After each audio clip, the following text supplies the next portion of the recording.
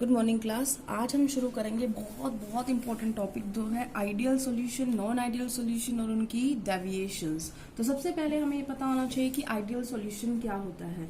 तो ideal solution उन solutions को बोलते हैं जो राउल्स लॉ को ओबे करते हैं, विच ओबे राउल्स लॉ और ऑल रेंज ऑफ कंसंट्रेशंस। उनको कोई भी कंसंट्रेशन की रेंज दो, वो हर कंसंट्रेशन वाली में वो सॉल्यूशन जो है राउल्स लॉ को ओबे करेगा, तो वो जो होता है वो आइडियल सॉल्यूशन होता है। आइडियल सॉल्यूशन की दूसरी खूबी क्या होती है कि जो उनकी एंथैल्पी ऑफ मिक्सिंग है, तो जो डेल्टा एच मिक्सिंग होगा वो जीरो होता है। अब इसका मतलब क्या है कि जब आपने फॉर एग्जांपल दो सॉल्यूशन को मिला, दो लिक्विड्स को मिलाया और उनका सॉल्यूशन बना, तो उनके ना तो हीट गेन होनी चाहिए ना हीट लूज होनी चाहिए। इसका मतलब नो हीट इवोल्व और एब्जॉर्ब ड्यूरिंग मिक्सिंग। ठीक है, इतनी बात समझ में आ गई।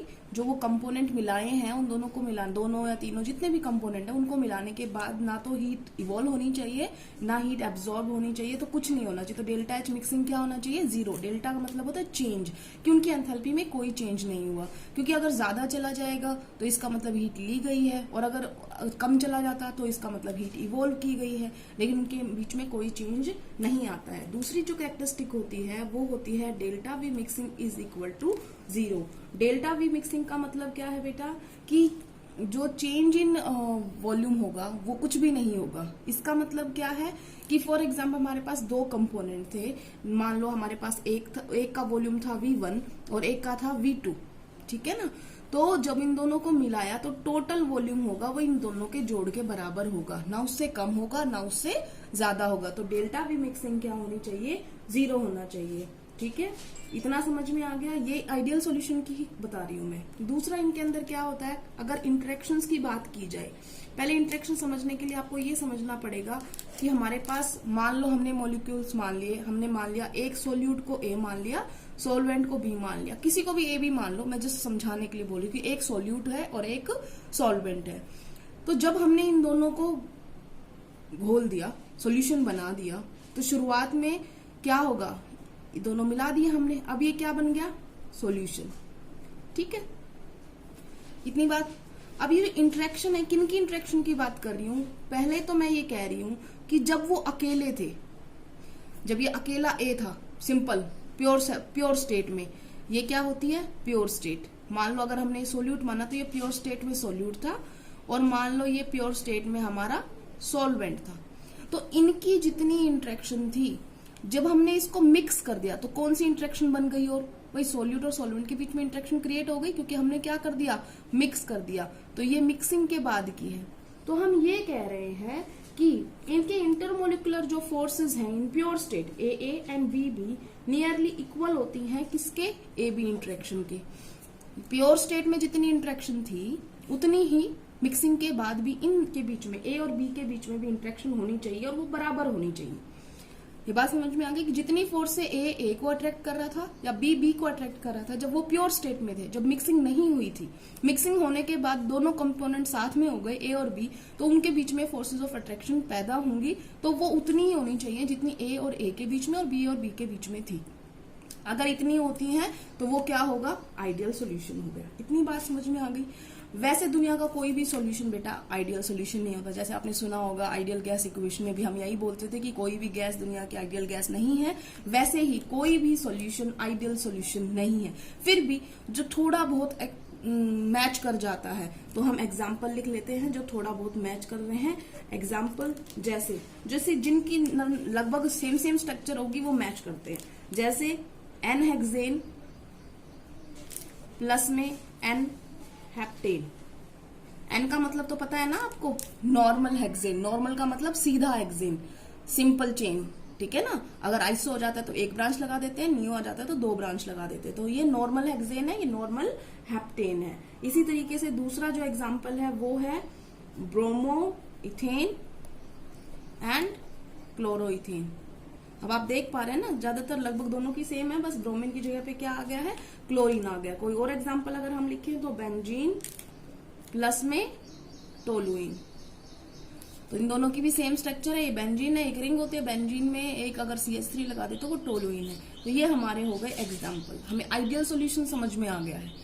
अब जैसा मैंने बताया, ज्यादातर सॉल्यूशन नहीं करते हैं, ये तो कुछ सॉल्यूशन है जो थोड़ा बहुत मैच करते हैं इन सारी क्वालिटीज से, तो हमने इनमें डाल दिया। तो अगर हम नॉन आइडियल सॉल्यूशन की बात करें तो कि नॉन आइडियल एक्चुअल में क्या है, तो नॉन आइडियल सॉल्यूशन क्या होते हैं बेटा, जो मैं अभी समझा रही हूँ ना, इसको आप डिफरेंस में भी लिख सकते हैं, और आप इसको अगर अभी तो समझा रही हूँ मैं इसलिए मैं नॉन आइडियल नीचे लिख रही हूँ, नहीं तो अगर डिफरेंस करेंगे तो ये सारे डिफरेंस जो हैं वो सेम इसके हैं, अपोजिट इसके। कैसे, जैसे अभी इसने क्या बोला था, आइडियल सॉल्यूशन ओबे राउल्स लॉ, तो ये क्या कहेगा, does not obey Raoult's law. तो पहला डिफरेंस हो गया, तो आप उसको डिफरेंस वाइज भी लिख सकते हैं, क्योंकि पेपर में कई बार डिफरेंस आ जाते हैं आइडियल और नॉन आइडियल सॉल्यूशन के बीच में डिफरेंस। तो पहला डिफरेंस क्या हो गया, ये obey Raoult's law, it does not obey Raoult's law, ठीक है ना।